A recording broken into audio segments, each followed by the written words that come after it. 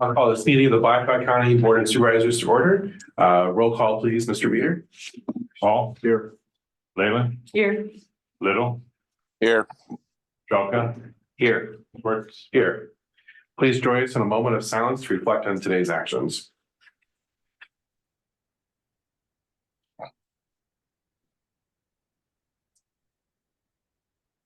Please join us for the Pledge of Allegiance. I pledge allegiance to the flag of the United States of America and to the republic for which it stands, one nation, under God, indivisible, with liberty and justice for all.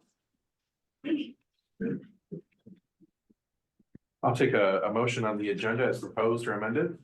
So moved. Second. It's been moved and seconded. All in favor, say aye. Aye. Aye. The agenda is approved. Next, we'll have public comments. Is there anybody from the public that wishes to speak on something that's not an agenda item today?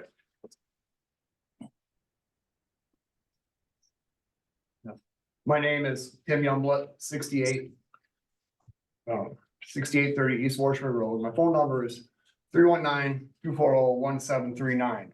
Last week, I stood before you and asked to discuss the zoning board's enforcement of the E-sensitive environmental area development permits. I asked to be put on the agenda for this week. My request was ignored because I'm not on the agenda. 4 times, the Blackhawk County zoning administrator has not done his job according to section Roman numeral XVI regulations and provisions of the ES overlay district. Regarding the property at 6848 East Washburn Road, they have not followed the law of the Blackhawk County zoning rules. I'm requesting that Board of Supervisors step up and make the administrator follow section Roman numeral XV1 as written in the zoning laws of Blackhawk County. I would also like to be put on the agenda for February 6th to discuss these matters with the Board of Supervisors. Okay, thank you. Anybody else from the public wish to speak today? All right, hearing none, we'll move on to claims and payments. This is a resolution that the Board of Supervisors approve expenditures that the county auditor be authorized and directed to issue checks against the various settlements of such claims as allowed. So moved. Second. Second. Ms. Weidner? Good morning, board. Our total bill payments today are $172,725.45. And out of that, one significant payment, we are making a payment on the jail lobby renovation for $72,456.41. Of the sheriff's 60/40 fund, we are paying $8,933.84 today, primarily for the benchmark software subscription. Everything appears to be in order. Any questions today? Any questions, board? Hearing none, roll call, please, Mr. Beater. Paul. Yes. Leyland. Yes. Little. Yes. Jelka. Yes. Works. Yes. Next is receive project updates from department heads and elected officials. Good morning, board. Kathy Nicholas, engineer. Just a road condition report. The paved roads are in good condition. Snow is being pushed back. Right now, it is starting to rain around the county. The roads are still in pretty good condition. We'll be out as needed until 5 o'clock today, spreading sand and salt if it does start to ice up. The motor graders are out today, still pushing drifts back as needed. They will be out as long as they can unless the ice starts to, glaze over, and then it could get too slippery for them. Then they would be called back in. If we get more tonight, we will be out. We will be out at 5 o'clock or as needed tomorrow as well, depending on how the weather goes today and tomorrow. Can I answer any questions? I know we experiment with brining certain areas. I was just wondering on conditions like this, just out of curiosity, is it effective to do, or does it just wash all the way, or? Right. So in speaking with the DOT and our own limited experience, yes, when we know it's going to be raining, if it will come down as rain, then we are not going to be putting brine out. And we've learned that from the DOT that they won't put it out either if they know the precipitation will come down as rainfall. They're not likely to put that out, so it just gets washed away. So Okay, thank you. thank you. All right, any other department heads or elected officials? Morning, board. Mike Hendrickson, Director, County Conservation. I've got, as promised and finally delivering, I've got some photos here for Casey Lake. If I get this going.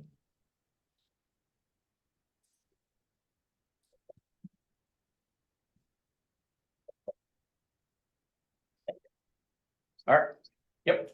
Okay, so just an update. These photos were taken the week that we came back from holidays. So right after New Year's, you'll notice that the blizzards had not hit yet. I'm sure the landscape, I haven't been back down there, is quite different right now than it was, but they're making a lot of headway. They've had great weather to work with.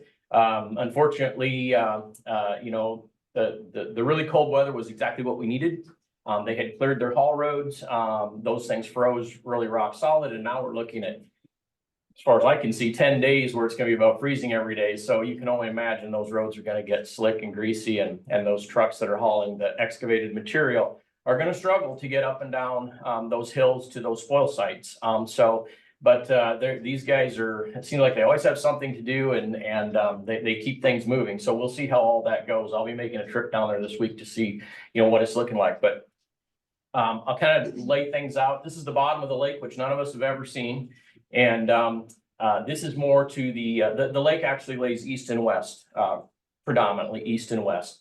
But this is the western end of it, or the very, very shallow part of it. And on the far side of the top of the photo there, you'll see that weed line that's over there, and that's almost the top of the bank. So this is where most of the excavating, or a lot of the excavating, will be coming out of. Some of that was probed to be 6 to 7 feet deep.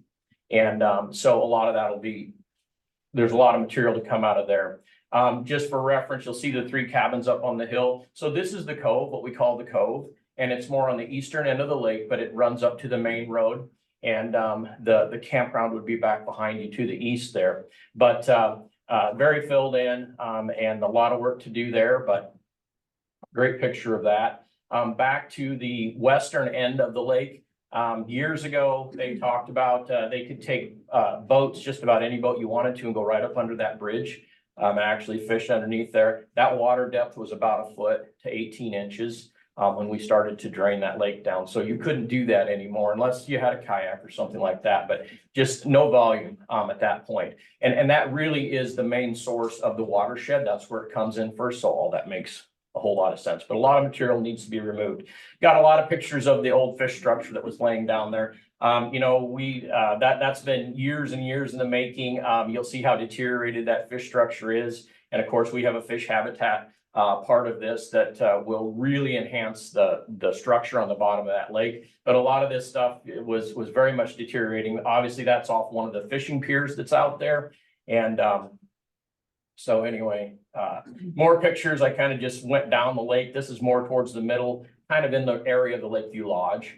And you'll see more fish structures that were sunk from a boat, and you never know how they're going to land, but they always get there. And then that's a shot facing the dam and the material that was put in there. Now that was the deepest part of the lake, and they did say that there was still some 20-foot water in that part of the lake.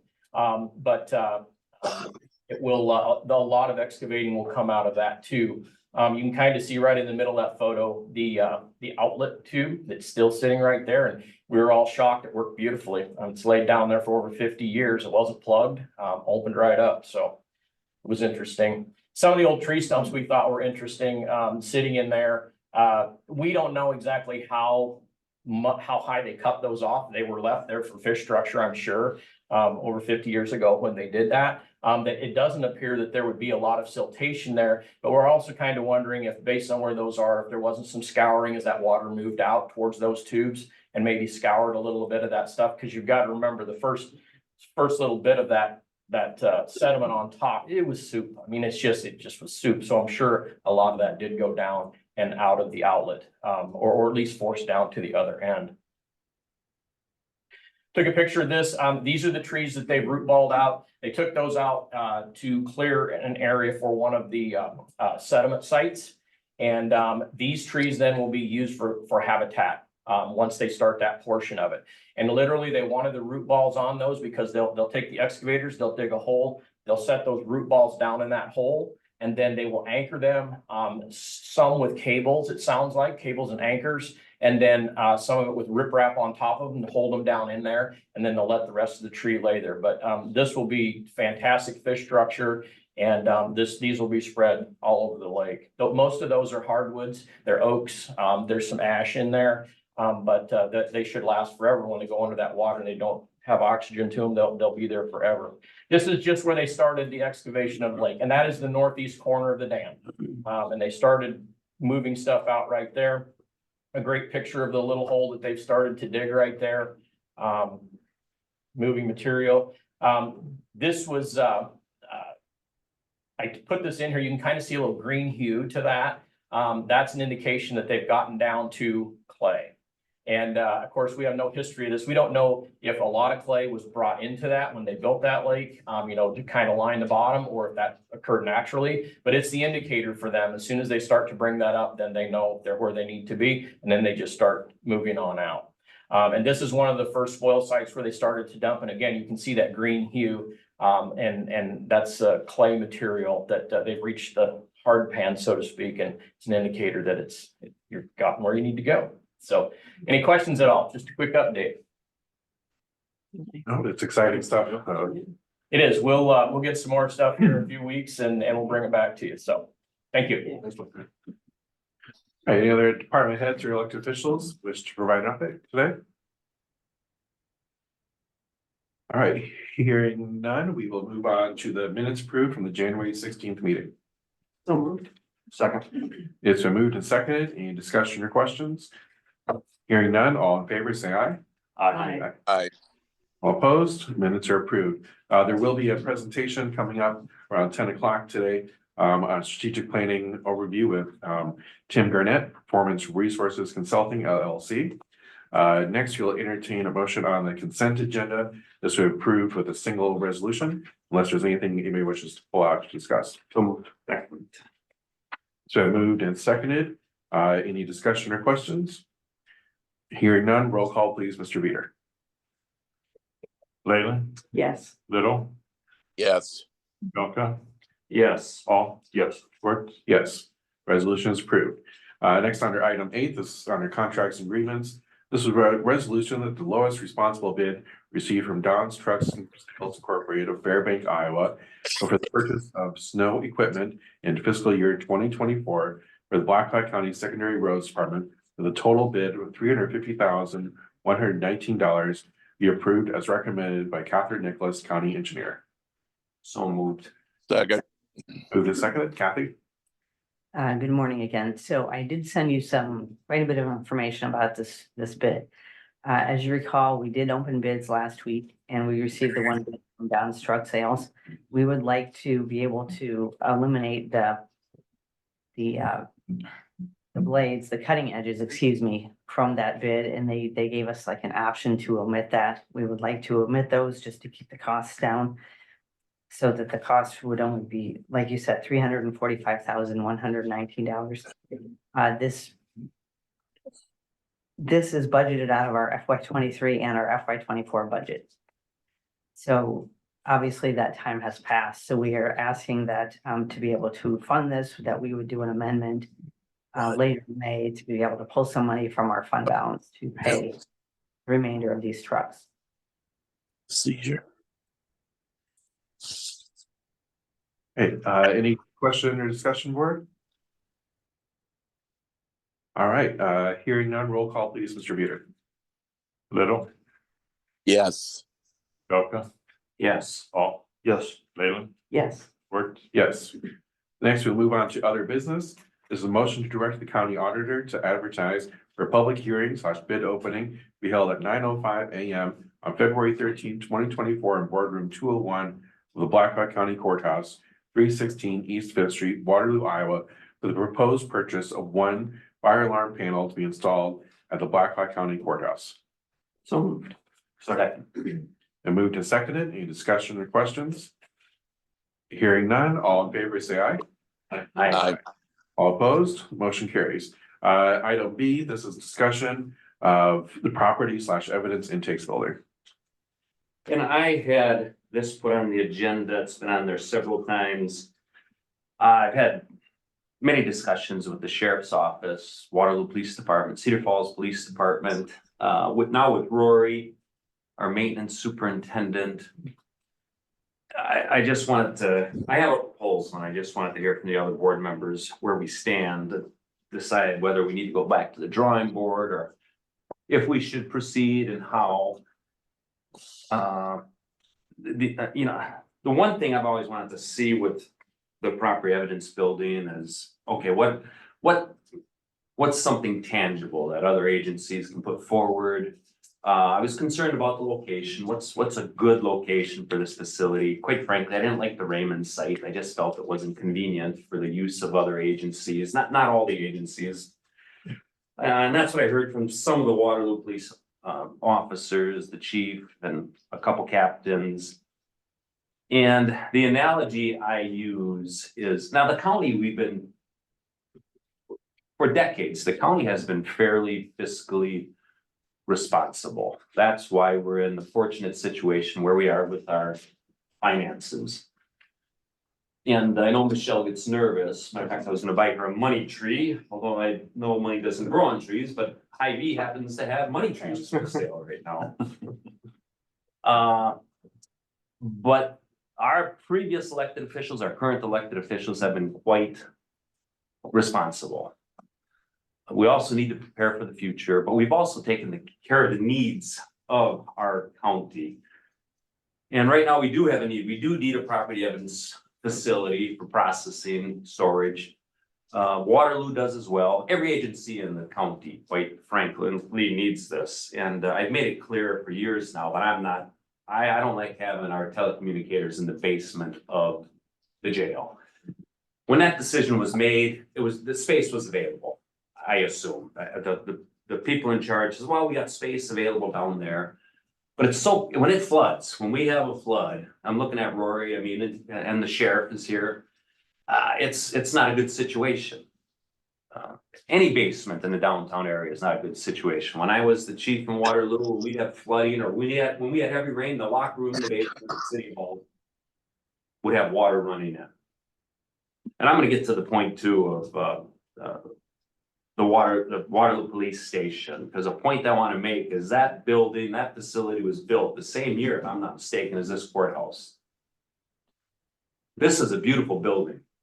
Our previous county elected officials, our current county elected officials have taken care of this building. Rory's taken care of this building. This is a beautiful building.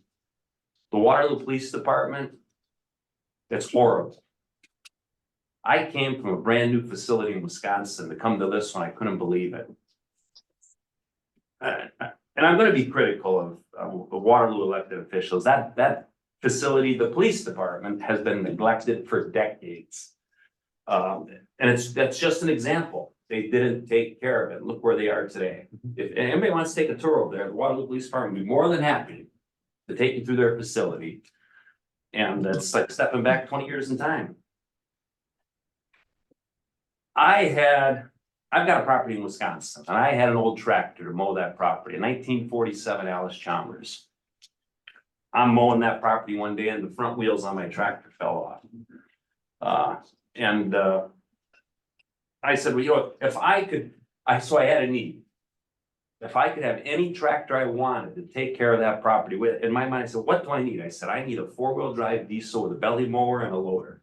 And it needs to be a John Deere.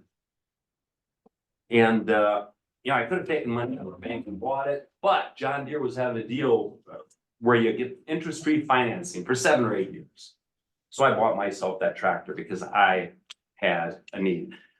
But I was I prepared myself financially to have good credit so I could get interest-free financing, didn't have to take money out of the bank. It was a no-brainer.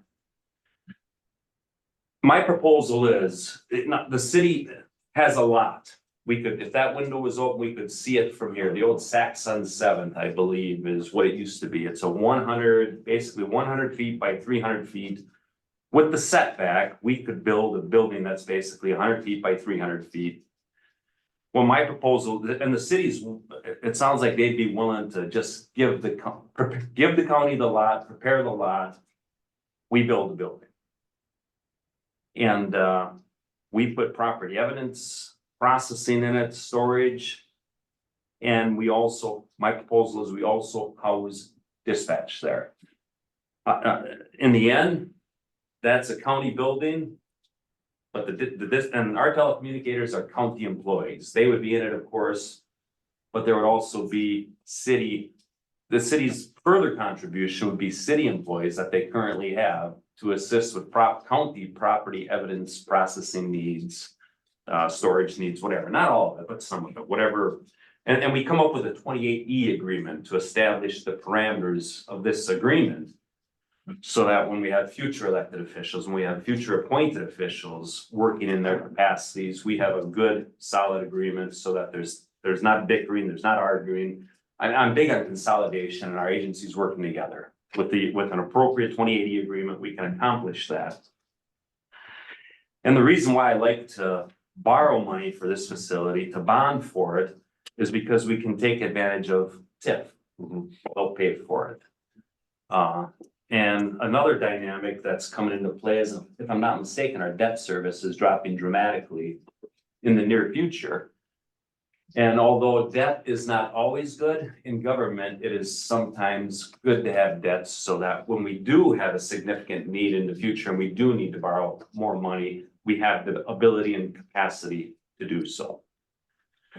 So that's my proposal, and I'm just gonna throw it out there and see how the rest of the board members feel.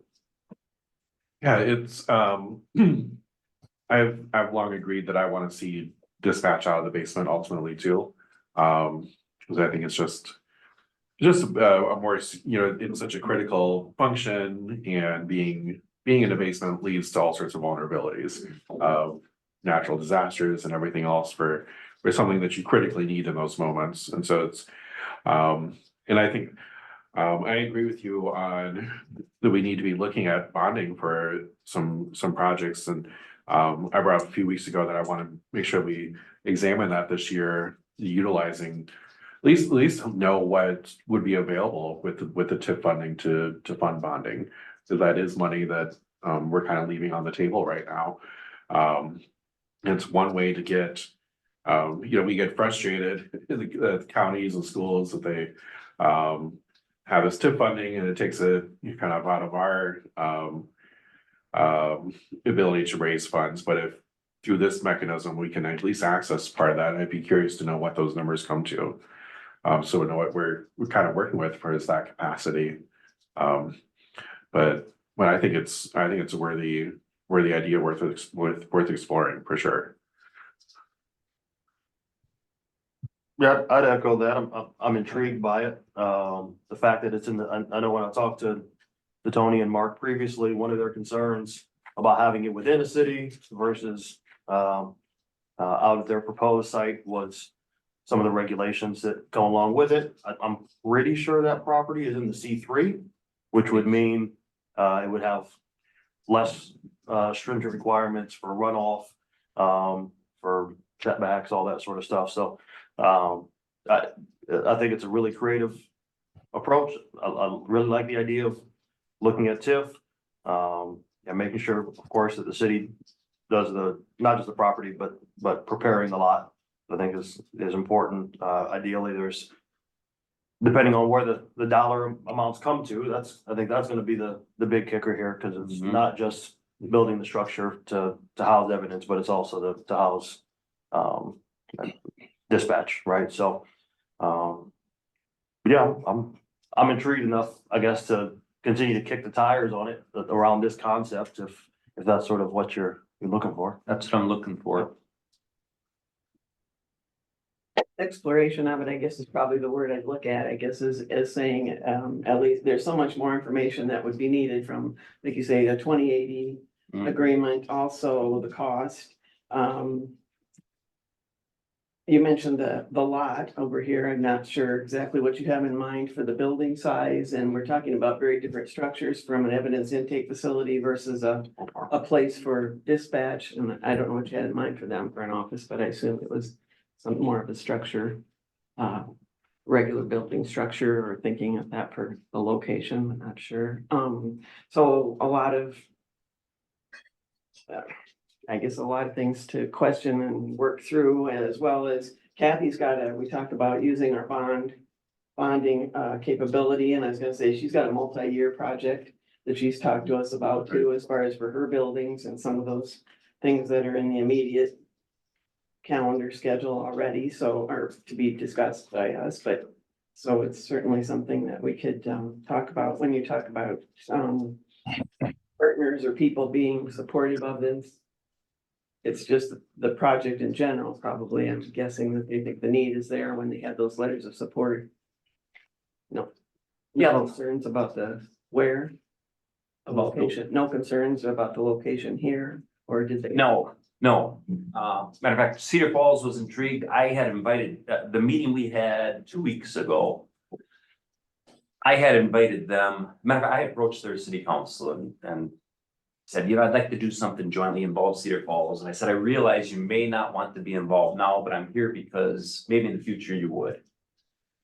And that is they validated that at the meeting. They said, hey, listen, we might not be willing to be involved now, but we could see us utilizing this on occasion. And we're getting to a point that, right now they do their evidence processing in their new street department building.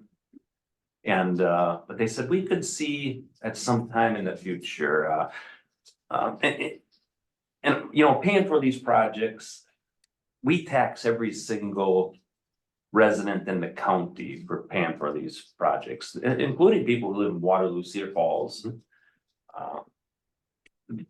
That would be my argument for, well, why are we providing a building for others to use? Well, we are taxing everybody in the county, whether they live in Cedar Falls, Waterloo, Dunkerton, or whatever. And all those communities would benefit from a facility such as this. I did get an email from Chief Leibold this morning, and he proposed several meeting dates for me to sit down with him and Noel Anderson, so we could get a lot of questions answered. So I will sit down with Chief Leibold and Noel Anderson next week and come back with the board for more information. Just wondering, and I mean, this is the time, I guess, to ask the questions, right? We do it openly, so I know that there's been some discussion, Linda sort of alluded to it, with engineering and some potential needs for structures. I get that the conversation sort of centered around this lot here. Is there maybe room in that conversation to explore that? I'll admit that the bummer on this is I can recognize an immediate need from the sheriff's office on this, and so I know they're wanting to get this thing squared up as we kick tires, but it's also our job to make sure that we're doing the right thing, not just next year, but for 5-10 years down the road. So and even longer than that, quite frankly. So yeah, I'd be intrigued as to what that conversation looks like, not just on this property located in downtown, but also over on the Longfellow site. Right. If we were already gonna be moving dirt over there, maybe there's just to have that on the table, if it's something that pulls off, because it's just not feasible, that's one thing, but I think to do ourselves justice, to have that part of the conversation here would make some sense. I brought the site up as well at the meeting. Yeah. And there was reception. Okay. Well, and I think when you're saying intrigue kind of seems to be the word, whether the city use it or us too, I think, because it does open up a lot of possibilities. It could be separate buildings, it could be separate locations, it could be something else that we look at long-term, I guess, but. What is next steps, I guess? Well, I'll talk more with Rory now, because when I talked with Rory last, I told him I was gonna put it on the agenda, and Rory and I will have additional conversations. I'll meet with Chief Leibold and Noel Anderson. And then I'll bring an update back to the board, and I at some time in the future, I'll simply put it on the agenda again for further public discussion. Okay. I feel like first ask if there's anyone from the sheriff's office that wants to share, their thoughts or reactions today. I certainly welcome that. And also ask Michelle if you, I know we discussed it a few weeks ago, but some point the next week, if we could just take a look at what the bonding capabilities are, funding the debt payments through TIF. I'd just be kind of curious what the capacity is. Um, You know, I don't know how everybody feels about TIF, but they're like a double-edged sword, in my opinion. I mean, they're necessary, but also they cut both ways. I do like taking advantage of them. It's good for the cities, but it leaves, us on the side, and so if there's a mechanism that we can capture a part of that back, I think we need to take a look at it. I agree. Was there some time, Michelle, were you thinking or have time at all for us? Like I said, we talked about art projects and art money and reserves and that type of discussion too in our budget, maybe to have something on that or not, or I know how busy you are right now trying to get all the budgets together. Well, I mean, I guess that's up to all of you. Well, We can, Is our timeline for this so immediate? I mean, I guess I'm just wondering what we're thinking of or what you're thinking of, because like I say, because we are in budget now and trying to get through that. You know, I think, when is a good time? I mean, I think the time is better than ever. Because we have the need, we're in the middle of the budget talks, we have a lot to do. But now is also the time to gather information. I mean, we're not gonna, let's say this happens, we're not gonna be breaking ground within a year, but at least we're preparing to turn some dirt. So you'll put something together and your proposal. I guess, so we can at least look at it, dissect it, whatever, look at our questions and thoughts, I guess, then. Yeah, I mean, I would assume we're gonna have some discussion on engineering's 5-year plan or 10-year plan. Yeah. During this budget session, during this sort of budget season, and so I think that we're gonna potentially piggyback this project onto that project. I would, there's some level of urgency. I don't know if it's, from my perspective, it initially have to be next week, but if board members want it sooner rather than later, so that we can have a holistic understanding or perspective of what capacity is. Yeah, what are your thoughts on that, Michelle? Because I said to wait to get through budget session for you, would that be helpful? And then put. Well, at the end and I- give Dan time. yeah, I think that needs to be considered in the larger context of our capital improvements plan. There's at least one department that I don't have a 5-year plan from today. So I don't, it's difficult. I think to do our jobs well, we need to have more pieces of a puzzle than keep considering one little sliver at a time. We have not heard from our largest departments about their operating budgets yet. I would like to get that in front of you. And then I would like to bring you the CIP, because honestly, I believe those things all need to fit together into a conversation. Bonding capacity is one thing. Yes, we have the ability to borrow a lot of money, but paying it back is a kind of, it's related question, but it's a different question. And it's about how much you want your tax levy to be, how much do you want to tax people? So to get to that point, I think we need to get our operating budgets reviewed. I think we need to get capital improvements for all departments. And what I had wanted to have was some time to develop a plan so that we could figure out an estimate, and it's always only an estimate because things happen, prices change.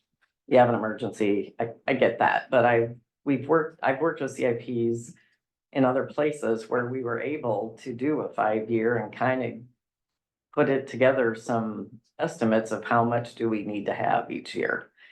And I prefer, and I realize I don't make decisions here, I just give you information, but I think it's fair and good for our taxpayers to try to have as predictable taxes as we can and not have, the big spikes and dips. And that's really difficult. It's really difficult right now. The state is not really helping us have a plan like that, but I still have a dream that I have to do that. But I need to have time to get all the pieces pulled together to give you something that makes sense with that. So I would think I would prefer it to be a couple of weeks away, honestly, to talk about capital things, because I'd really like to get through the operating first and not divert our attention from that. Once we have that done, we can. We're so early in the process, and that's why I said we have. We are. Those large ones to go through that. We We'll do. See how they impact. Just, Oh, go ahead. just a quick note because I'm certainly open to, to your point, giving some time, not open-ended amount of time, right? But to allow for things to get gathered and delivered. Yeah, it needs to be part of this budget act process, and Sure. I'm not suggesting that we don't. Yep. I think it will be easier even for all of you to see the bigger picture if we can get through this slice and then we'll move to the next slice and then we'll pull it together. And when that is pulled together, if I could just request, at least the last 3 years of what we've paid toward that retiring bond payments, right? So that I hear what you're saying, and I agree that you want to avoid the spikes and the valleys, but I also recognize that we have paid off. I suspect that we paid off some debt in the last handful of years, and so just to have a holistic That's picture, fine. right? Just putting that as a note to put it out I there. think I gave you something similar to that last year, and we certainly have.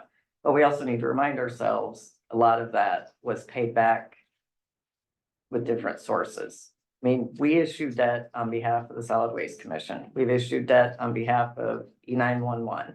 So there are other sources of revenue that have been contributing to paying back debt that we paid off. So I can get that, just want to see the full. switching now to ours, that's a different question. I think the part I'm most interested in is completely understanding how the TIF Yeah, and I'll show you. payments that. interact with, because it's, if I'm understanding correctly, that's essentially bonding capacity that doesn't raise the levy. It's just because they're paying the same rate that everybody else is, essentially. Yes, but when we do that, we set our debt service levy rate at whatever rate it's gonna be. We do get to tax the valuation of what's in the TIF. So you're right that it does give us additional funding, but it only gives us funding if we're taxing everybody else too. Yeah, gotcha. So that's why your taxes Mhm. are gonna change. I'm just gonna use the word change. And we'll see what, and you're right, we've been paying it down and there is some ability not to have to raise taxes to get the same amount we're getting today. I mean, I understand all that. I just want a chance to pull some things together to show you how it works and what it means. Okay. Yeah. Very good. Yeah. All right, any other discussion on this board? Question, Tom? No, the county certainly bonded years ago. Obviously back then the interest rate was 2%. Sometimes our bonds were sold at 1.9%. I don't have any idea where the interest rates now. I'm assuming they're pretty high. And the county was also recognized by the state of Iowa when they were redoing the gas tax as the county that bonded proficiently. And what I mean by that is we short-termed a lot of our bonds, 5 years, 7 years. So I don't know how long of a bond this would be and what the interest rates would be at this time compared to what we've done. And what we bonded for in the past was some of our roads and bridges. We bonded, I believe, anywhere from 4 million to 6 million just for our major bridges. And so that's basically what we bonded for in the past. Does anybody, Dan, do you know what that corner is assessed at right now currently? I do not, but I can find out from Noel. Okay. I'd like to hear from the sheriff's department on their opinion on this. Yeah, I think that sounds like maybe not fair today, but I was gonna say, sounds like something that we'd want, yeah, more information on and then to hear everybody's thoughts on it, sure. No, if they want to share anything today, certainly Yeah. welcome. Otherwise, we'll move on in this discussion. All right, I guess we will move on to the work session. This discussion, possible board action, consideration of all aspects of the fiscal year 25 Blackhawk County budget. Right, and we have one willing volunteer today, Karen Scholter, excuse me, is going to share with us the elections budget.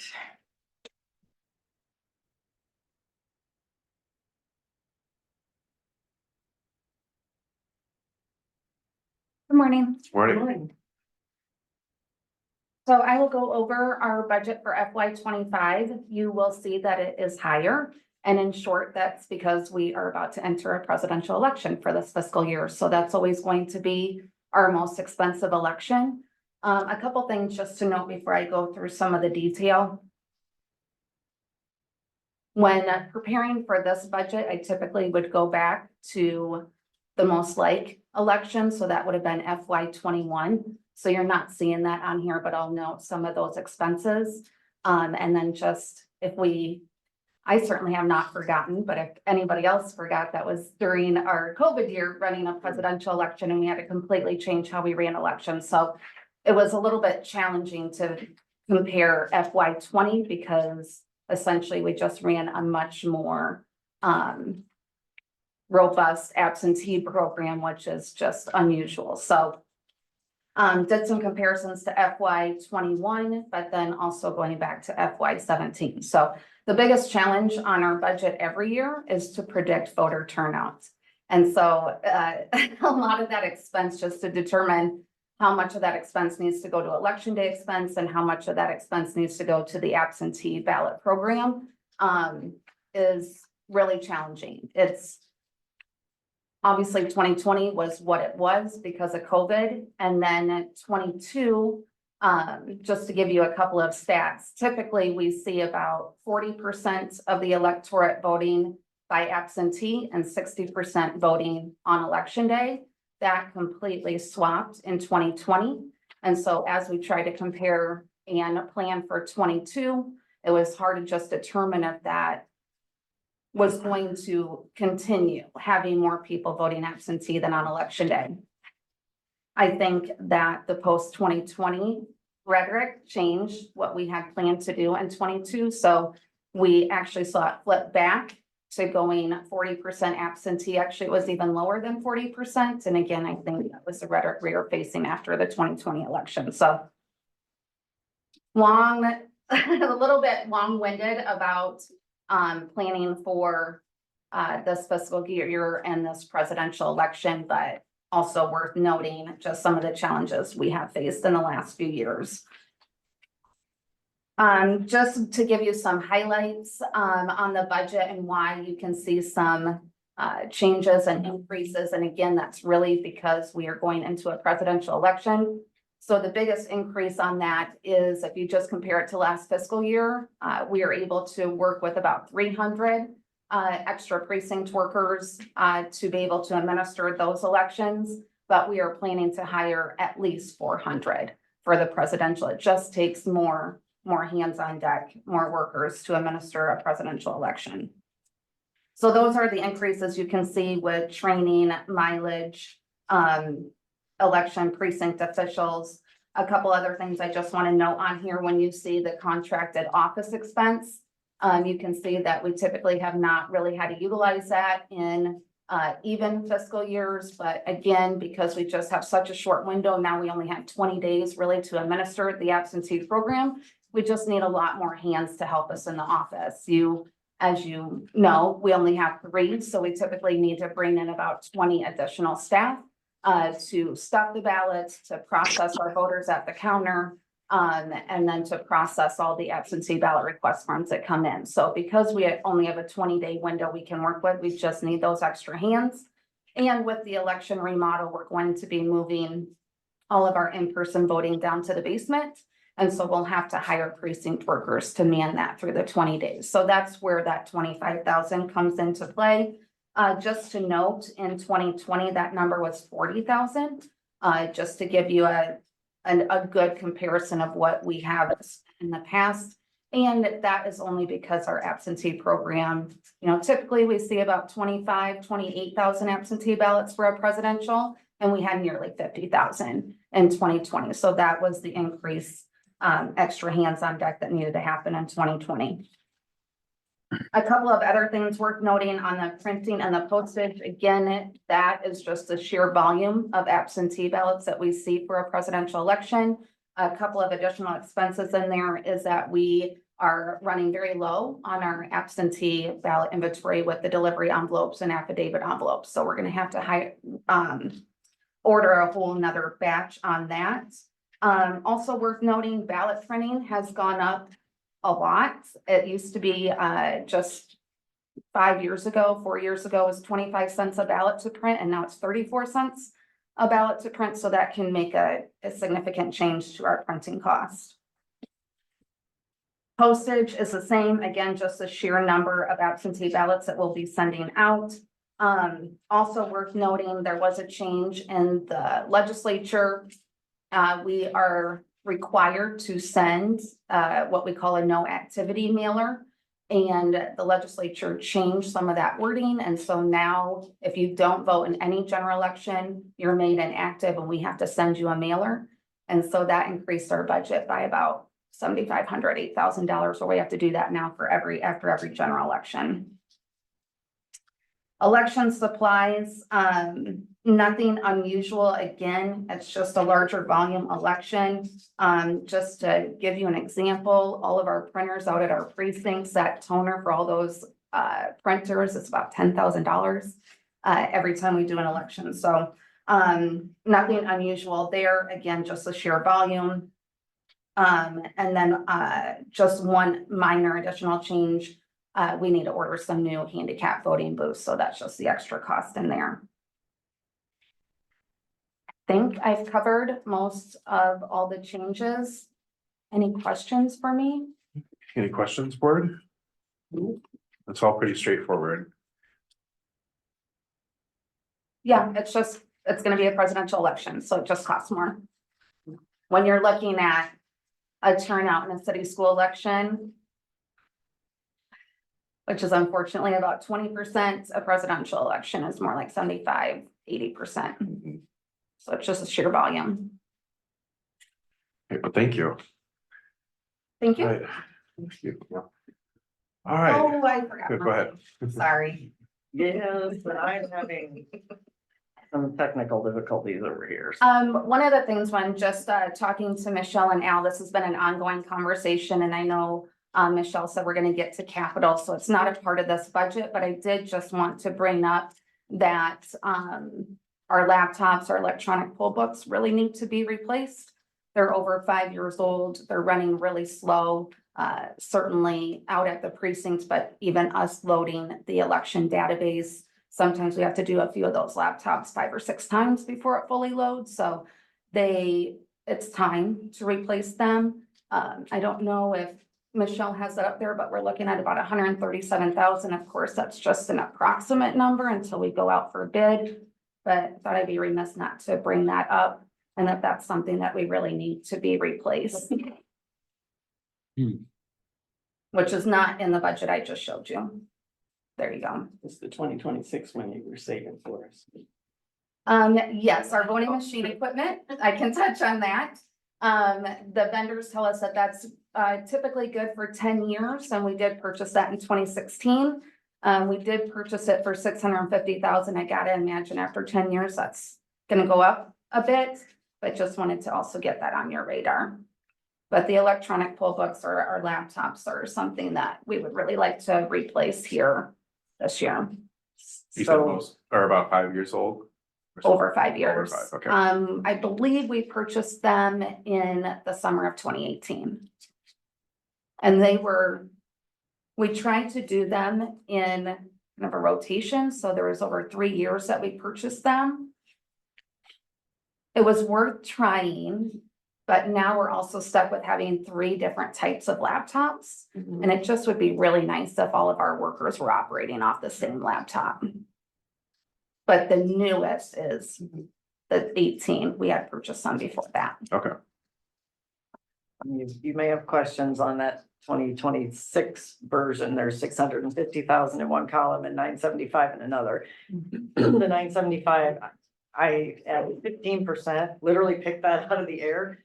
But if it was 650,000 in 2016, I'm just assuming, I'm looking at more, and that number may be way too high, maybe way too low.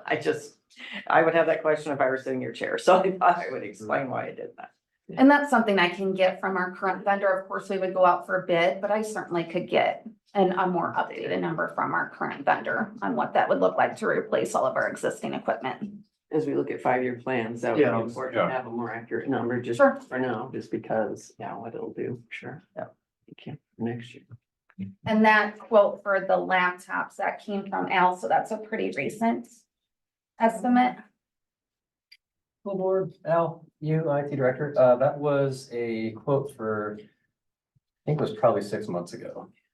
So it's a good approximation. I know since this is, the amount that this will end up being, it will have to go to public bid.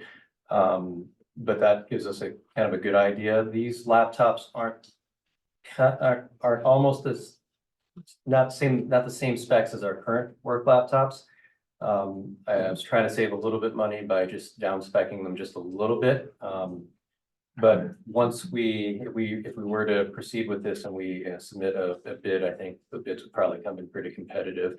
We are looking at, I think, 196 units. So we have quite a bit of laptops, and that's like 3 or 4 laptops per precinct. They kind of split up a little bit like that. So the current laptops are kind of old. I'm just gonna be nice. We'll just say they're kind of old. We, like Karen, I would really love to see them replaced. And I think the poll workers would really appreciate that too, with the performance. But also from a security standpoint, the Secretary of State does have strict security standards for voting and elections, and I want to continue to adhere to those standards. So these, if these laptops, how we determine the laptop's life cycle is if it stops getting firmware updates, we pull them right away because it's never getting another security update. And we actually probably have a couple of models in there that are in that boat. So we're kind of just limping along a little bit until we can get to that point. So you said there's 196 at that estimate of 137,000, and in the future, we probably wouldn't do a rotation. We'd be doing this purchase a one-time shot in 5 years, 4 years. We could do, I know, because 5-year rotation of all in one lump sum, it does hurt. I mean, we could look into. Can I speak to that? This is part of the purpose of developing a 5-year plan. A rotation can be countywide. So in 5 years, maybe it's elections turn, if you will, to get theirs replaced, but keep them all on the same technology. So it's easier. It's really hard with all those volunteers and having different equipment, let alone the security issues and keeping them updated. So I'm hoping those are some of the goals that I have for trying to get through with a capital improvements program so that we are able to do that and make everybody's life, a little easier. But that may mean that year some other department isn't, we aren't going to give each department the same amount of money. We're going to try to meet departments' needs as best we can and take turns more or less. So that's what I'm hopeful for. We'll see if it works out. But 5 years, a realistic plan to renew these typically would be, at least now. Okay. General life cycle is 5 years. Yeah. We might be able to stretch it to a 6th year. It just depends on the model and the support. I think once we do a refresh, it will be, the technology won't go as obsolete as quickly as the previous models. So that's the benefit of that new technology. Thanks. Okay, well, thank you. Thank you. Karen. And I thought I would just give Yes. a little bit of an update about how we're doing. Hopefully you're all kind of aware of the negotiations process, and last Thursday afternoon, we kind of gotten through the first round. So Amanda and I are working very hard to get those estimated rates into the operating budgets, and we're making a lot of progress. Unfortunately, as you work through those, you tend to have a question here, a question there. So today it feels like I don't have anything done, but we're very close on a lot of them. So we will be able to present some things. So Thursday, things that I'm expecting to happen right now. The representatives of our Soil and Water Conservation District want to speak to you about their budget requests, so they will be here Thursday. I believe the medical examiner should be here Thursday. But I'm expecting Veterans Affairs to be here Thursday unless something changes in that schedule. And there may be some others, but those are ones. I think we'll have a good session Thursday.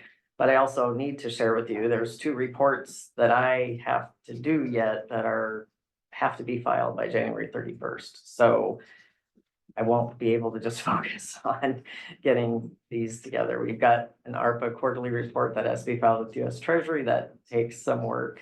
And then there's a gambling report, which should be easy, but I don't have all the information from one of the departments yet. So I'm just making you aware of my schedule right now.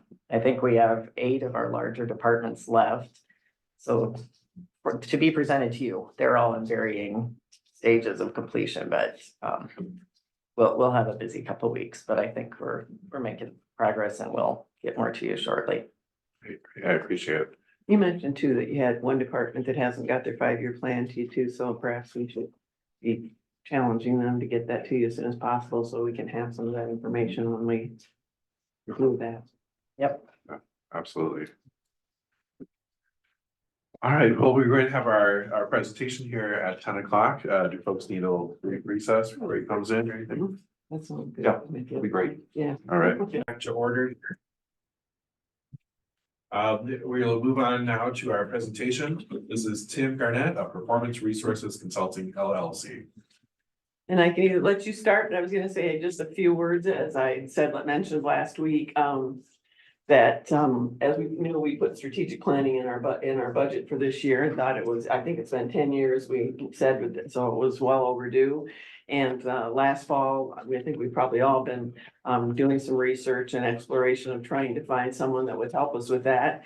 And, did follow up because I've been, referred to Lynn County, had worked with Ted and mentioned, that he'd done a great job, and I think you're still working with them yet today. And so followed up with him and talked to some other counties and got great recommendations. And so just looked for some time that he could maybe come and talk to us a little about strategic planning. And so here he is today. This worked out great. I wasn't sure we were ever going to find time, and this is just wonderful. So thank you so much for being here today. Yeah, you bet. Glad we could get it to work out. Thanks for having me. Appreciate the chance to talk to you. I'm really passionate about this type of work that really kind of sets up, in this case, an entire county for success. Like the work that the board does and that the county employees do. It's just so vital, I think. And so many times when I see organizations, and I work with all kinds of organizations for 30 years, started back with McGladrey and Poland, which is a top 6 accounting and consulting firm in my career.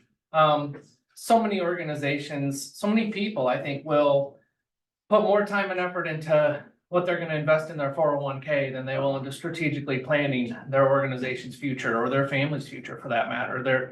There is really a correlation to it. Because I do a lot of strategic planning for organizations, and you can read my bio, it's online, it's all over, everything from small organizations, public, private, to Fortune 500 companies. Also end up doing a lot of executive coaching or life coaching, and the parallels are amazing. You kind of get what you plan to get. And if you don't plan to get stuff, you kind of get stuff by default that you didn't really plan to get. So it kind of makes sense that this is really critical juncture. And I'm gonna go over kind of what we use as a process that I developed back after my McGladrey and Pullen days to fix some mistakes of prior planning processes and approaches. And I hope that you will appreciate what you learn from the overview and then take out of that, no matter who you hire or who you work with to facilitate your strategic plan. I hope you can take out of that. This is the stuff that needs to happen to make the plan executable, to make it accountable. Because a plan is just words on paper, right? So really the easy part of a strategic planning process is done by the planning team, by the board or whoever's at the top, right? That's the easy part. You set out all kinds of goals and objectives and approaches and financial and people and all this stuff. And then you say, here's where we want to go in the next, we use a 3-year planning horizon.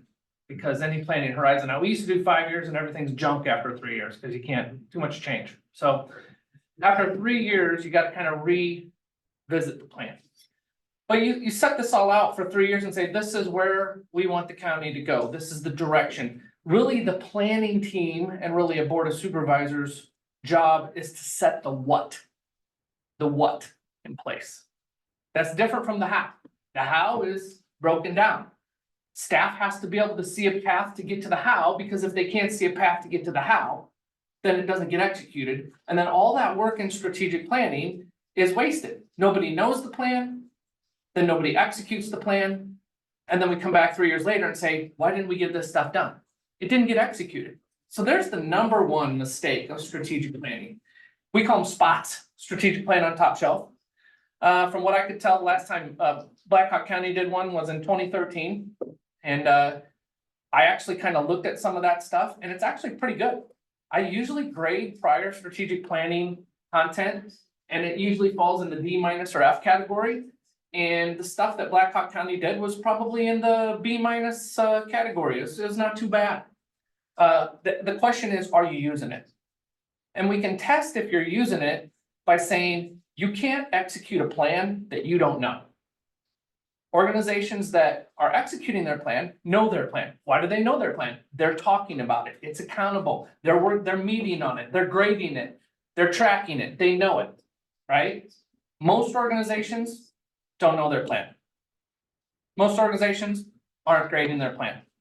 Strategic plan on top shelf. Put it on the shelf. We did it. Yep, checkbox. 10 years later, spend another X $100,000 and not do it again. That is probably not what the citizens or the taxpayers want from Blackhawk County. They want an elevated community experience.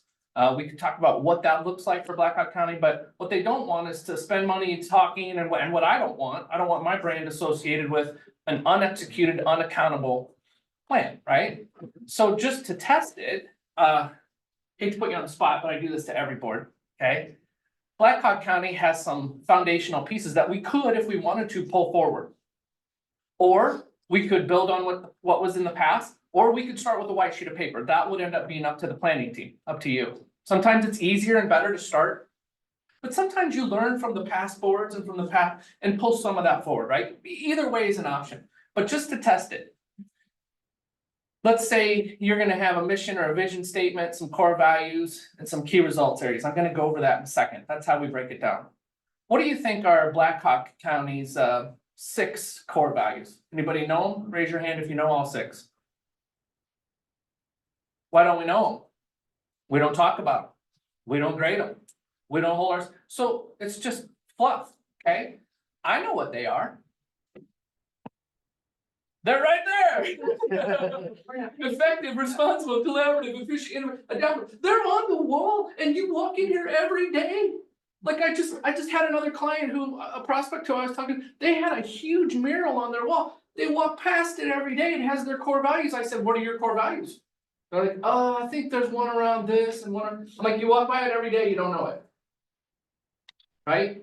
You cannot execute a strategic plan that you don't know. You can't execute any plan you don't know. So I'll tell you a little story, just because this is how people learn. Have you ever been to a Hard Rock Cafe? Nod your head if you've ever been to a Hard Rock Cafe. Okay, so let me get it straight. Hard Rock Cafe, not easy to find, not even one in Iowa. Okay, so you went out of your way on vacation for a bad burger and fries. They do not have good food, okay? It's expensive, it's not good.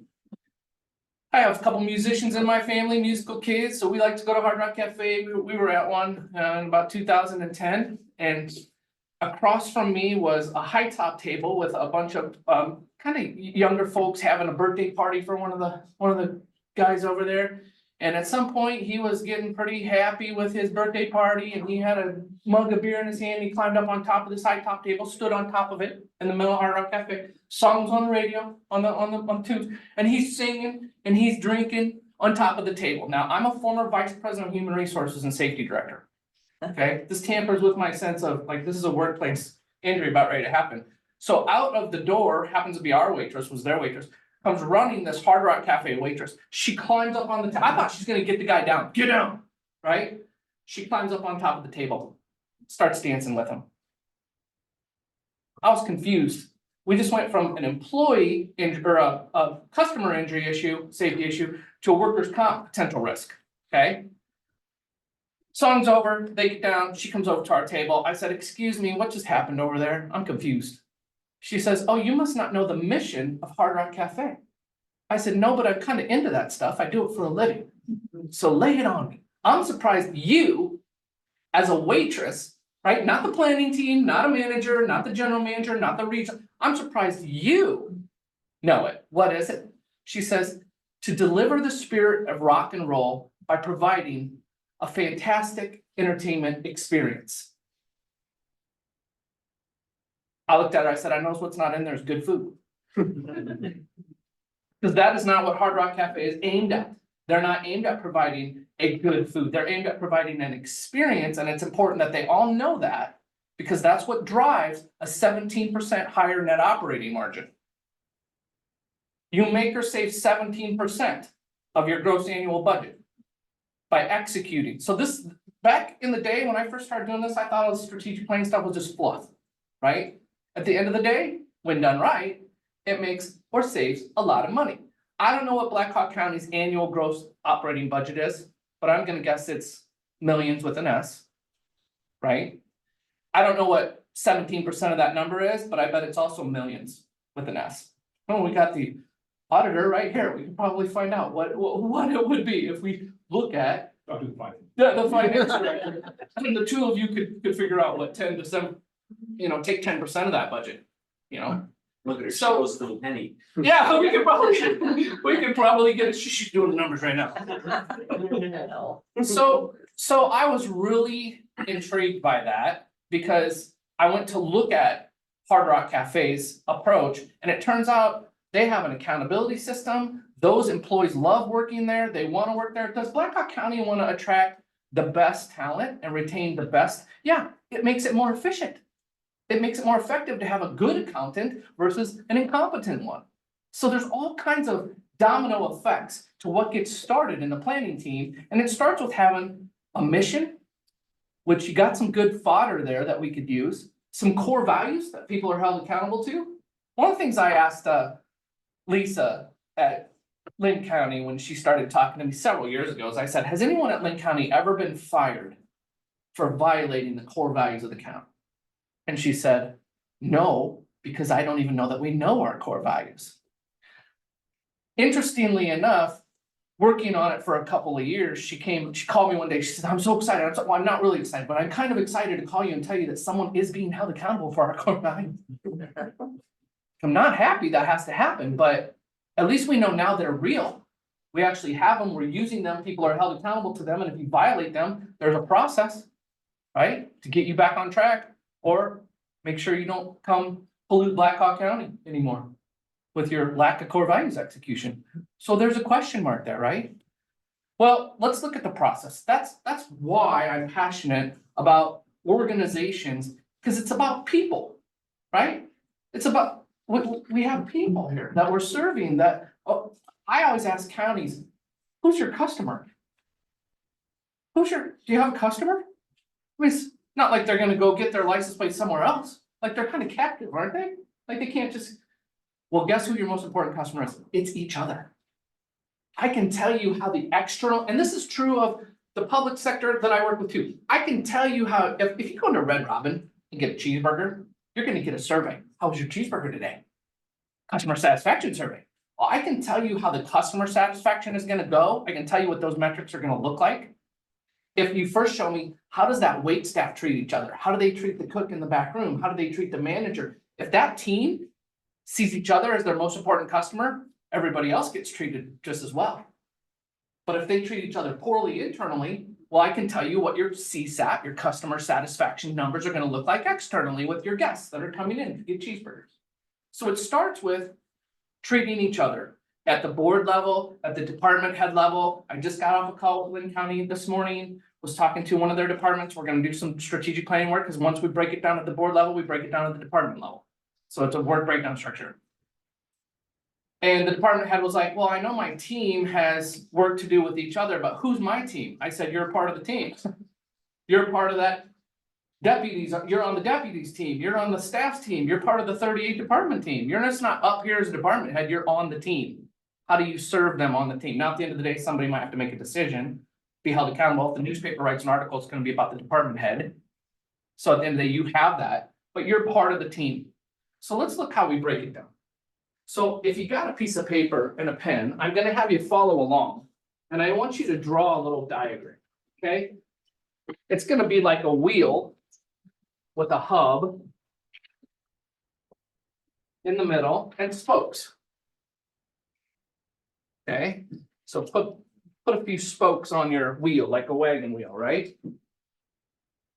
We're gonna play this game. You guys can all play along here. It'd be helpful for your own life. This is how we do the life coaching, okay? We're gonna say that the outside of the wheel, the big circle, that is the rim, and we call it the rim of potential. That is where your mission statement goes. So your mission is what all the spokes are aimed at.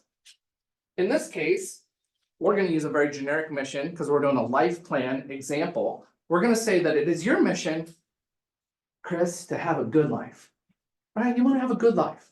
So that's your mission. That's kind of a generic mission. I don't like it, but we can all relate to it. So if your mission is to have a good life, everything inside the wheel is aimed at driving a good life, okay? So if you're gonna have a good life, in the middle, in the circle that's in the middle, the smaller circle, that's the hub of values. Hub of core values. If you have defined for your family, your life, your organization, your team, a set of values that are core, it doesn't mean you can't have other values. It just means these are the non-negotiable ones. You have to align and subscribe to these core values in order to be part of the organization. You can have 100 personal values, political values, religious values, but the core values of the organization, if we make a decision, it has to pass the core values test. If it doesn't, we stop. So all decisions flow through the hub of values, out through the spokes to get us to the mission or not. Core values are central to achieving the mission. So if you have your hub of core values identified, you know what your decision-making process will be accountable to. Now you say the spokes we call key results areas, KRA, key results areas. Key results areas are categories of outcomes that need to be going well for your organization, or in this case, your life, to be going well, to have a good life. So let's brainstorm just a little bit. We'll just test it, okay? If I were to tell you that you need to have good outcomes in several categories of your life, or you're not on your way to the mission of a good life, what areas, categories of your life do you think would need to be going well? Otherwise, it's not a good life. I'll give you one that's been on every strategic plan I've ever done. Personal plan, business, public, private, right? Firestone, yep. John Deere, yep. GE, yep. Ted Garnett, yep. Michelle, yep. And it's this one. I don't care how you say it, but somewhere there's a dollar sign on there, meaning no margin, no mission. In a for-profit enterprise, if we can't make money, in a public enterprise, we say if we don't have enough budget, tax base, etc., then we can't run the county. So if we don't, so I don't care what you call the dollar sign, but just like at home, if you can't pay your bills, it's not a good life. You can't do a lot of things you need to do if you don't have the money to do it. So there's some type of finance, fiscal responsibility, or that's on every single one. And it's a category that says, if this were going poorly, if we didn't have any money, we not having a good life, right? So let's have you guys brainstorm some. What might be other categories we could put on the personal life strategic plan spoken wheel model that would need to be considered as we plan our life throughout the next 3 years to make sure we're having a good life? Money's one. What else needs to be on there? Give me one. You participate. Yeah, health, right?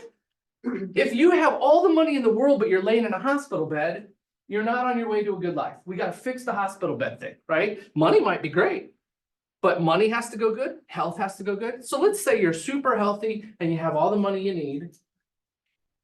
What else needs to be on here to have a good life? What other results do you need to get?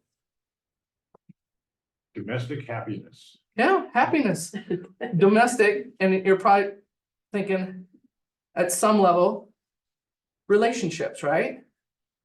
That's what I meant to say. Okay, so let's put under that one family, and I'm gonna break it out a little bit. Let's also put social, because if your family's good, but you have no friends, life isn't probably great. If you have great friends, but your family hates you, see? So you gotta kind of break those two out. You gotta have happiness in the family category, you gotta have happiness at the social level, right? So now, let's say all these spokes are now going well because we focused on them for the last 3 years. We have good health, we have good finances, we have good family relationships, we have good social. Anything else need to go on here? Time, some level time management. Right? We could keep going. What you start to see here is all of these impact each other. Does that make sense? But what we have to do, and this is super important, no matter who you hire to do a strategic plan process, this should be key. We have to take the global mission statement, which is like a 50,000 foot view. Have a great life. Well, what does that mean? What am I going to work on? Go work on a million things. We have to take limited resources. So I always say you have $10, 10 minutes, 10 people. You don't have unlimited money, unlimited time. You have to take $10, 10 minutes, 10 people and decide what to go work on. So we have to do a priority set, prioritized work breakdown structure. That's all we're doing. We're taking it from the 50,000 foot view mission and core values to the 30,000 foot view, what categories of outcomes. If we keep going, we'll start putting things on here that get redundant. Okay. So just so you know, the average strategic plan has 7 key results areas in the end. Once we start adding an 8th, a 9th, or a 10th, we start to find that they're just redundant, right? 7 is average. I've had as few as 4 or 3 even a couple times. I feel like that's not broken down enough. You know, we're kind of getting back to like, let's just have a good life, you know? I feel like we need at least 3 or 4, but probably 5 to 7. I had one plan do 10, and after a couple of years, they took a couple off because every time they got something done in this one, a modicum of progress equal to it happened in this one, which means these two are just synonyms.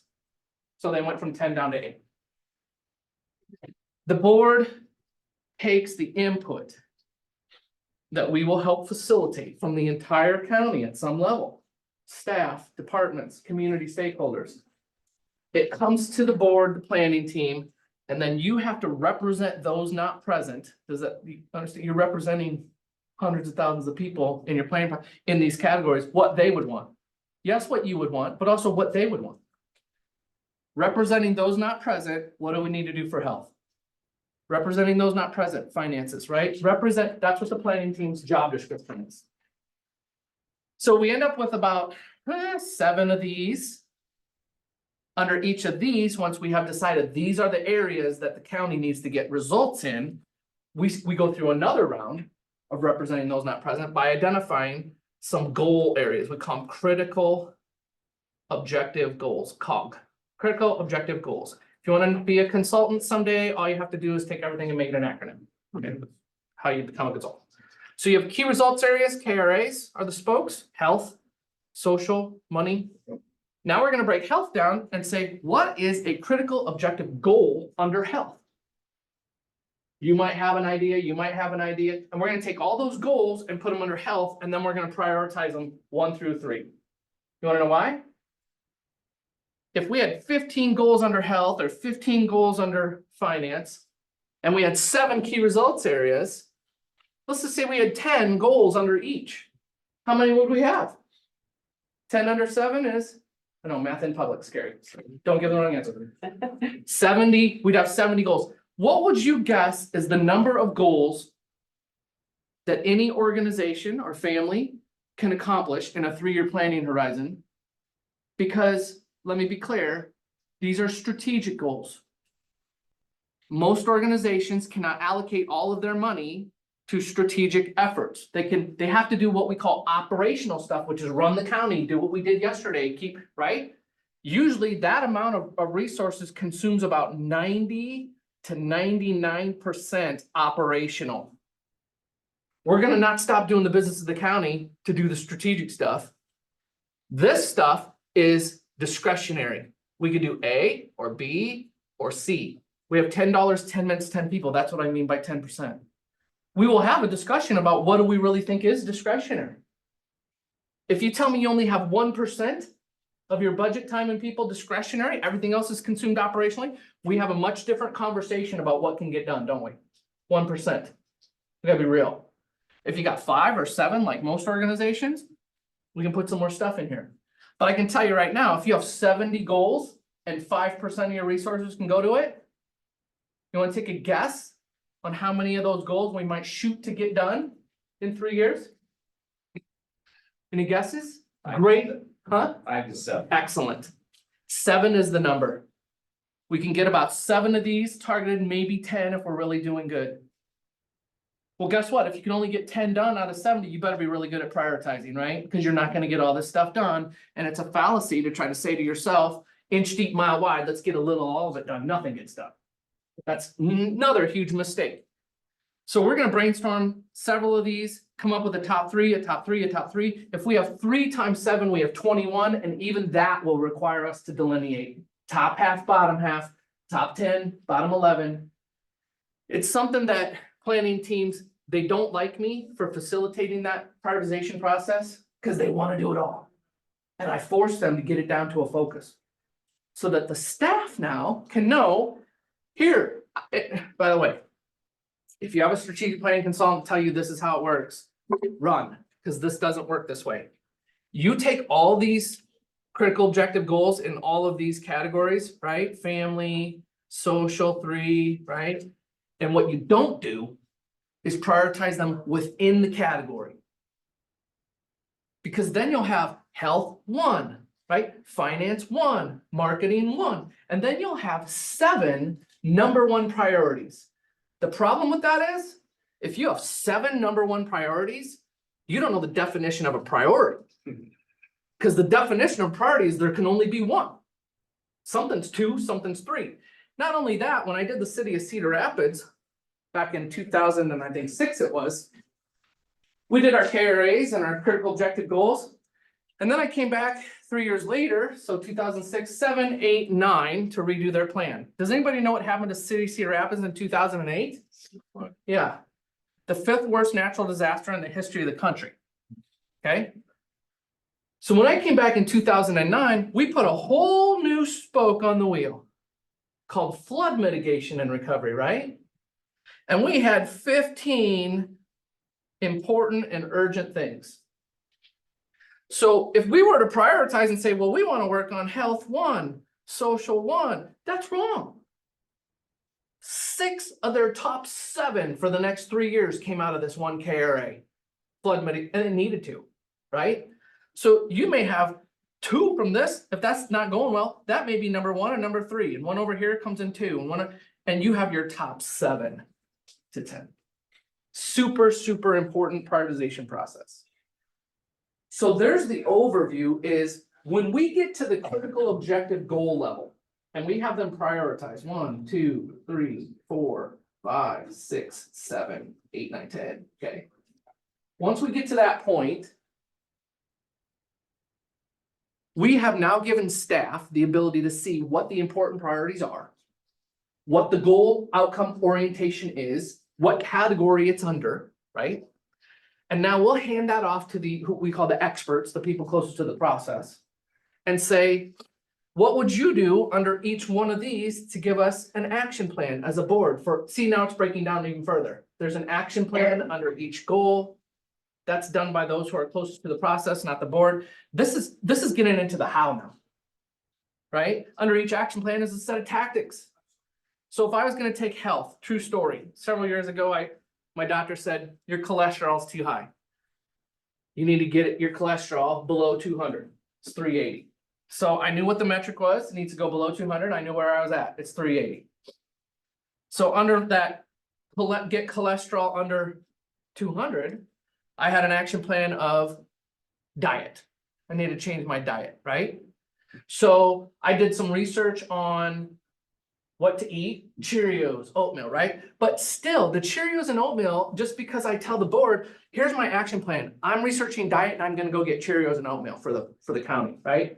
It doesn't mean it's happened, still not executed, isn't it? There has to be tactics under there that ensure accountability. right? I have to go take the Cheerios, pour them in the bowl, that's a tactic. Put milk in the bowl, that's a tactic. If it was a spoon, put it in my mouth, chew, chew, chew. All of those are like 15 tactics. And then it gets swallowed and we've executed a tactic, a piece of an action plan going towards goal, and we can measure, is that goal making progress? The board should keep track of the progress of the top 7 goals so that the what is happening. If the staff can't figure out how to get it done, if they don't see a clear path, they need resources, they come to the board and they say, this goal isn't going to get met. We are not on track. We need time, money, budget, or we need you to change the goal. And then sometimes you learn that you have to go back to the drawing board and say, maybe we didn't really see what that goal should have been, or maybe it was too lofty. Staff often tell me, boards and planning teams, they have these great lofty things they want to do for the county. They say, hey, we want you guys as a county to take us to Europe. We're going to Europe. And so that's Europe sounds good. Let's do Europe. Europe. Let's do a trip to Europe. Okay. We need a plane or a ship. And they're like, board says to them, oh, we just have a rowboat. Just work smarter, not harder. See the problem? Staff says, I can't get to Europe with a rowboat. So there's a disconnect sometimes. If this is where we want to go, we start having to put resources behind it. We kind of decide, maybe we just want to go over here to, Black Hawk County Park and take the rowboat out. Maybe if that's all the resources we're going to give them, that's the new goal. We have to either lower the goal or raise the resources, right? So that's how this all works. This strategic planning process becomes an accountable, living, trackable, usable document that shows everybody transparently where we're going, what it's focused at, and how you can help. Department heads then should take their own departments. This takes us usually a couple years. We're doing this now in Lynn County. Department by department, creating a strategic plan that feeds into the board level strategic plan, right? The mothership's plan breaks down into departmental plans. They all have critical objectives and action plans that have priorities that they're driving that support the counties. And then if you look 3, 6, 9 years later, you've made a lot of progress here. And if your thing that you really wanted, I had a county one time, it wasn't Lynn County, different county, the Department of Health. There was a nurse who really passionate about pet health, pets in the county. They already had some pet health stuff going on. So there weren't nothing. There was clinics and stuff for pets. She really felt like pet health should be higher. It came out like, we didn't talk about, it came out like 27th on the list of things that need done. And she was not happy. She's like, Travis was like, but what about the pets? Like, I thought I'm so like, it was her number 1 priority, right? But not the county. And she was frustrated. And so she said, Ted, she emailed me, she goes, Ted, I think we need to reprioritize. I think it came way too low. I'm like, we talked about 100 top priorities and this made the top 25 almost. Like it's being listened to. This is not in the top 10. She says, I said, okay, here's what we do. We're going to call the board together. We're going to have them reprioritize. And the first thing I want you to do is write a 2-page executive summary on which of these 26 priorities this pet health should go above.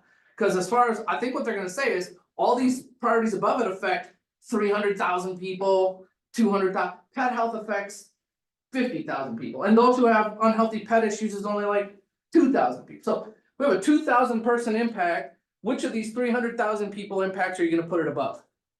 What do you think she did the homework? Oh, she wrote me back and she said, I can't decide which one to put it above. I said, that's what they said. The process worked. They actually prioritized it correctly, even though you're passionate. And I said, it doesn't mean you can't still push for it and go to clinics and like you individually have discretion in your job and in public health. But it's just not the board's direction to the entire county for their resources. They got it right. And even you can't write a 2-page executive summary to put yours above any of the other 26. She said, well, I might move it up to 26 and put that one at 27. I'm like, if it moves 1 spot, the resources are going to get allocated in those 3 or 4 about the same. So if it moves 1 spot, it's already prioritized correctly, right? Mm-hmm. So we've had lots of situations like that. I've actually had 7 planning teams in 30 years reconvene because there was enough pushback when we rolled out the plan that we didn't get the priorities right. we reconvened, we went through the prioritization process again, we discussed, debated the issues. How many times out of 7, hundreds of plans? How many times out of 7, when we pushed back hard on this priority is not in the right place, it's 12th and it should be up here, it's 2 or something, right? That was the case that was being made. How many times out of 7 times do you think that thing went from 12 to 2 when we redid it? 0. Right? Every time when we talked about it, it might have got attention from 12 to 10 or something, but pretty much ended up in the right place because the process works. The prioritization forces you to rank it. What are you gonna do? You got $10, 10 minutes, 10 people. You got some small percentage of your budget and time that's discretionary. You can't allocate more and more money and time to this. What's the priority? That's where you end up at, okay?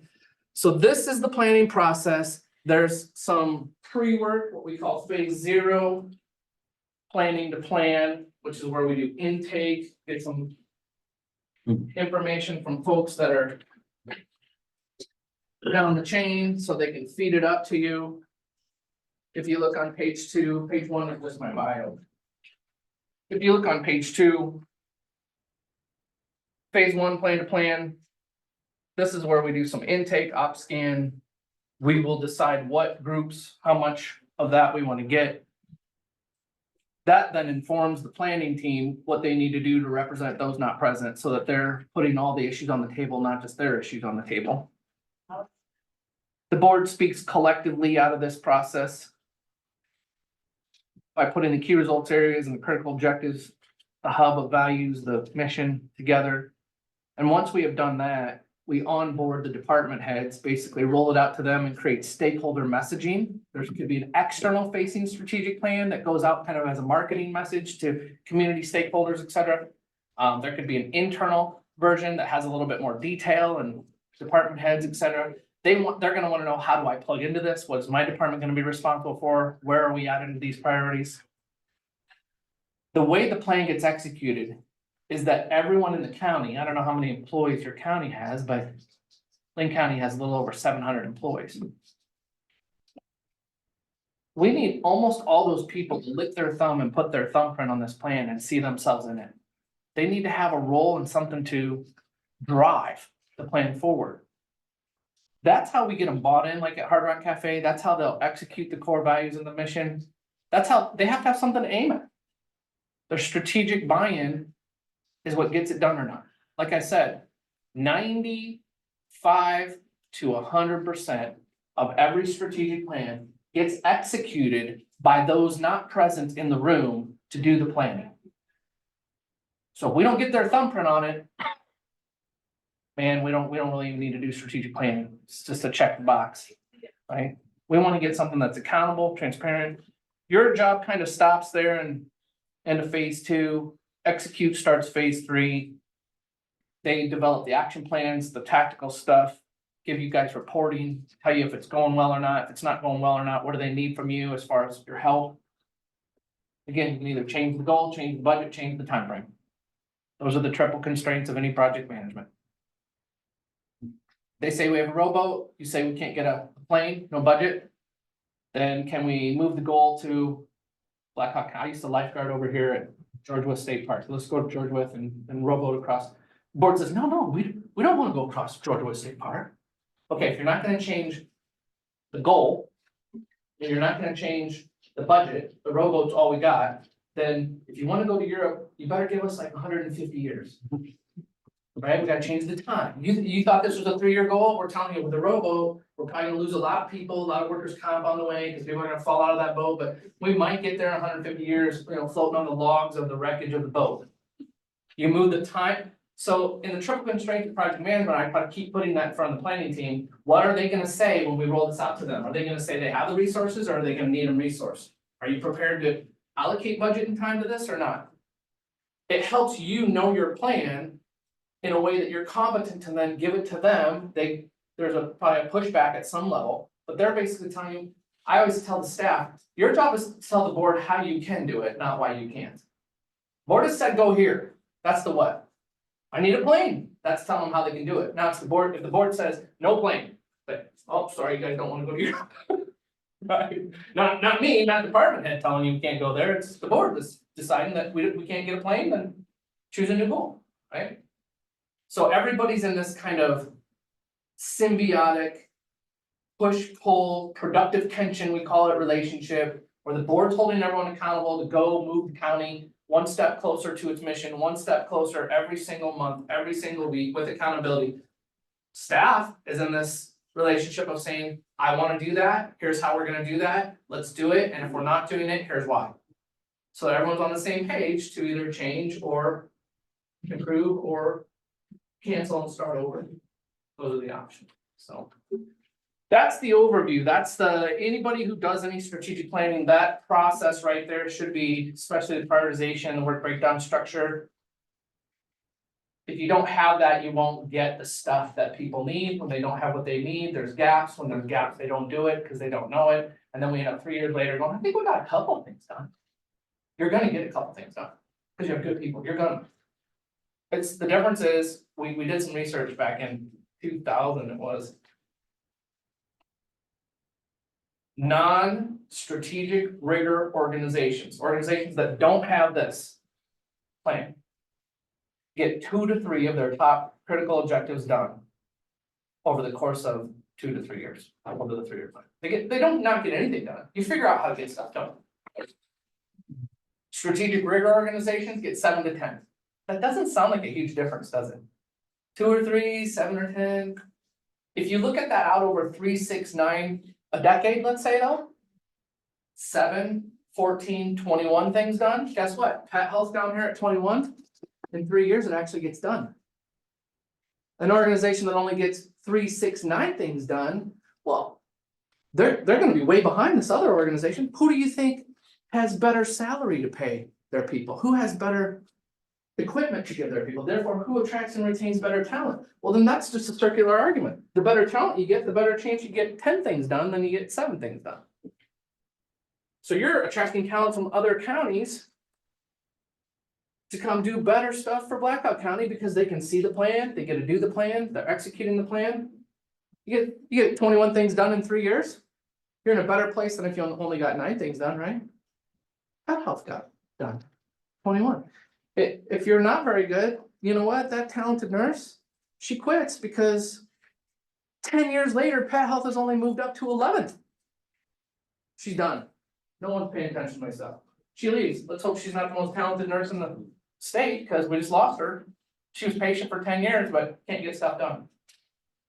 If you talk about money, which I like to talk about because it's all about ROI.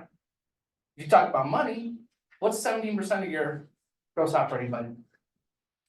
Let's just say 20 million. Okay, that sounds close. I always expect this person to undercut it for me. Look, Ted can't really do, we're 17 million. So let's just say 10 million, because I don't want to argue with the finance director. Let's say we're 10 million. Now we're not arguing. Now we can see an impact. At $10 million, do you want to get $10 million over 3 years or $10 million over 10 years, which is $100 million in money saved or made?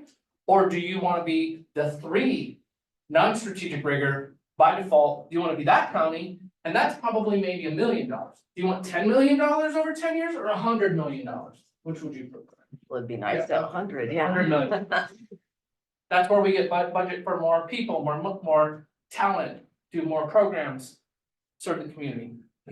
All right, so 10:42. I thought it would take me till 10:45. Give you 3 bonus minutes. I'll spend the next 15 minutes answering questions if you have them, or you can always email me later, but that's the quick overview for how strategic planning rigor happens. Appreciate the presentation. It's great. Any questions for it off the top of your heads? Timeline or what kind of time commitment and how this would work, right? So timeline, things like timeline, cost of, et cetera, really depends on the scope. So if you guys say we're gonna start with a white sheet of paper, that's more work, longer timeline. I can give you some averages. The average, how many people would be on the planning team? Is it just you 5? And you're talking about like involving department Would you involve heads any and stuff department heads? later. Oh, I'm gonna say, is that a question at some point? You could. Yeah, Or you can do it and just represent them. And go to another level, yeah. So what I'm saying is, the more people you have on the planning team, Longer. the more people that need space to contribute, the longer the planning sessions need to be. I once had 19 people on the planning team for Burt Corporation over there in Nevada on the highway to Iowa State. 19 people, because Bill Burke wanted all his top leaders, which was 9 normal. And then he wanted his up and coming 10 because 7 of the 9 were retiring. So he wanted his next level people in there. I said, Bill, 19 people, that's a lot of people to say the same stuff we could get from the 9. Yeah, but I want them bought in, right? So 19 people, it took us 2 full days and 5 half days. So 7 days of facilitation. If you keep it down to 5 to 7, you can cut that in half, right? So. And I'll be real honest with you. Once you get past a certain number, every additional person doesn't really add a lot more difference in the outcome of the plan, so it's just more time for everyone to have input. I think we would have got the same plan at Burke in 4 days if we would have had 19 people. Same outcome. But I will say this. I don't know, I got a good guess on your fiscal year and how things work, but you definitely have some work that has to be done for intake to give you guys the ability to plan and to represent those not present and be represented. That needs a runway of time before you could even plan the facilitation sessions. And then we'd set those facilitation sessions up, and then there's some more work that needs to be done and homework, right? So you're probably looking at, Linda, timeline wise, 3 to 4 months to put it all together by the time you work through it all. And maybe more, again, I don't know what the depth and scope is until we get into those detailed discussions, but say that's a good average. When you've worked with other communities, what's been the process for community engagement, not just the electeds, but community members to ensure that buy-in? So there's really 2 key points for that. One is upfront. We'd like to get what we call intake or operational scan of what are their issues before we even do the planning. We'd like to have it. Sometimes organizations will have an annual process where they're already getting community intake, so we can kind of pull from that. But upfront, we want to get some intake so we don't plan the wrong stuff. And then the second real key point is after we complete what we call the 1-page plan, okay, which has core values, mission, key results areas, critical objectives, and priorities. It's all on 1 page. We call it a draft. We're gonna roll a draft out to stakeholders, which would include the community, and get their input. And we're really asking, did we miss something? Before we finalize this plan, what did we miss? Now, again, this is where you'll have some interesting conversations about, well, where is pet health in this? From somebody in the community, and you need to be able to say, we did talk about it. It didn't make the top, but maybe it will make next plan, but and then you put it in the parking lot, you say next time when we do what's called plan acceleration in 2.5 years. When we do plan acceleration, we'll make sure we talk about pet health again, but it's not in the top 10. And you could also say, what are those top 10 would you put below pet health? And they'll usually say, I don't know. But we do want to get what we call communication rollout to all stakeholders, and I think it's super important that you're prepared to have a couple stakeholder focused, like what would the community, like, because community might want to know some different things specifically than staff and department heads, right? So you want to have kind of a rollout process, and that's the tail end. And then rarely, it has happened. It's happened 3 times in 30 years. It's rare. But occasionally somebody from the rollout process, when the plan is still in draft, will give you something that you really missed. And you need to take it back to the drawing board and go, ooh, where in these top 10 might this might go in here? And 3 times one has been given to us by outside stakeholders that we just didn't put in here enough. And we put it in the plan, and then we finalize it. So that there's the 2 key points for community and stakeholder input, and it's not just community. And you've worked with communities sort of on both sides, I think especially that community intake. I don't know that we've got much of that. Maybe amongst conversations with community members, but we don't have sort of formalized intake process now. Yeah, do you guys, you don't do anything like an annual report where you do community or stakeholder intake, listening posts, town hall meeting sessions, have them give you what they think the issues are for Blackhawk County and then bring that to the board every year? Most, I don't think most counties do, but some do. I've done town halls on my own, but the interest from the community is almost nothing. Yeah. And so it's, We oftentimes find that with county and even municipality government is, you can open up a session like this and the only two people that show up are the two people that have the, the flood problem or the snowplow problem in their backyard, They'll say that's the number one issue on the strategic plan, stop that snowplow from hitting my mailbox, Okay, the secondary road now has a goal. all right, board, any other discussion or questions or?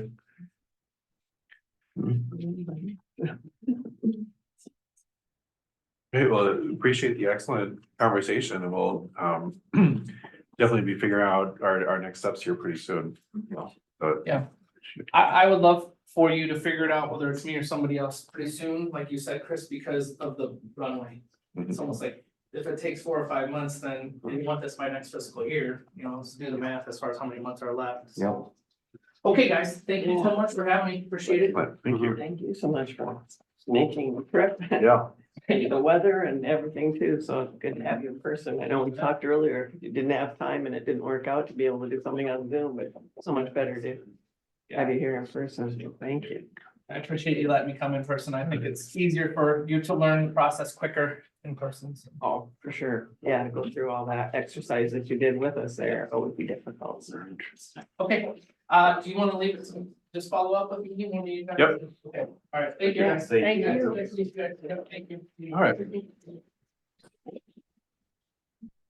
All right, we'll move on to item 11, any reports or information from the board. I know that the Board of Health does have an opening on, and I'm not sure how many applicants have come in, but they've got a meeting next week that they'd like to have somebody appointed before. So I'm certainly happy to participate in the interviews this week. If there's a second board member that would, or any board members would like to do this, but I'm certainly willing to. You and I have done it before. I mean, if I can Yep. zoom in, Yep. I'm in. All right. Is that good with everybody? Sure, I think Then we we could- only have the one. Then we could try to have it on the agenda for next week and then they could participate in their meeting the following day if it all goes well. But, Sure, that'd be great. all right, any other reports or information? Yes, briefly. We had our meeting Friday about standalone dispatch. Mike is working on a rough draft. And I'm very intrigued by this House Senate Bill 561 as it relates to funding and such for under Iowa Code 29C. At face value, this looks great and could go hand in hand nicely with the draft we're gonna come up with. I like that the entire board of supervisors has a voice. And all 5 members would be a member of the EMA plus the sheriff. So, that's nice. It provides some funding mechanisms. So I'm gonna have questions for Michelle. I'll meet with Mike to see if we can marry this potential law to our 2080 that we're currently working on that we'd like to bring to the board. A few questions for Amanda, and then we'll come back with updates and proposals. And all the people I talked to on both sides of this issue last year, they kept talking about compromise. I think they hit it right here. I think this proposed, I anticipate this will pass. Again, which one is it? It's House Senate Bill 561. I did email it to you. Would have be House Study Bill It's H. not even, okay, Okay, see, could I make a suggestion? You might want to check with ISAC or with your Sherman County just see. people to see if they have a sense of how that bill's gonna perform. It's very early times, it's just a study bill. And they might be able to tell you if your, interceding for it could help it or whether it's got legs or not. Gotcha. All right. All right, are you good? Any other reports? All right, I'll entertain a motion to adjourn. So moved. Second.